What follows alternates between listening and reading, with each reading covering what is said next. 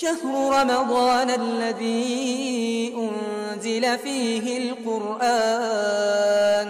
بسم الله والحمد لله والصلاة والسلام على رسول الله. الله سبحانه وتعالى در این ماه با ما شب رو لطف و مرحمت کرد، همچون شب قدر. الله میگوید همانا ما این قرآن را در شب قدر نازل کردیم و تو چی دانی که شب قدر چیست؟ شب قدر بهتر از 1000 ماه است. کسی که در این شب به الله با قلب صالح روی آورد، نماز شب و بامداد را در جماعت خواند و یا زن بعد نفاس و حیض، بله اگرچه او در این دوره نماز نخواند هم، و یا شخص بیمار که از سبب بیماریش روزه نمیدارد و یا مسافر، هر کی روی می آورد به سوی الله برای آوردن صمیمیه، پس برای چنین افراد این شب بهتر از عبادت 83 سال و بیگناه خواهد بود. پس چقدر است فضیلت و بزرگی این شب. ما باید کوشش موفق شدن در این شب را کنیم. برادران و خواهران، ما باید کوشش کنیم که صمیمانه به الله مراجعت کنیم. تو بسیاری از مردم را میبینی که میگویند این شب 21 است، بعضی دیگر این شب 23 است و غیره. از همه اساسش این عبادت کردن در این شب هاست. بگذار الله صمیمیت و اخلاص تو را ببیند. مگوی که من این شب را از دست دادم. بگذار همین خیل باشد که این شب 21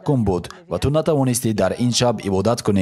اگر الله راست قولی تو را ببیند، پس او شب از این شبها را برایت بهتر از میلیون ماه عبادت میکند، نه 1000. یا آن شبی که در آن الله از تو قبول کند و نامت را بین روی خط فردوسیان نوشته کند، این برای تو بهتر از تمام عمرت و از تمام این دنیا نیست؟ البته که ها. همین طور ما باید سعی و کوشش و حرکت به دست آوردن این شب را با صداقت و صمیمیت کنیم، چون الله فضیلت این شب را تنها برای صادقان و صالحان میدهد. از الله طلب آن را دارم که او ما را از جمله صالحان گرداند. و سلام و رحمت الله بر پیامبر.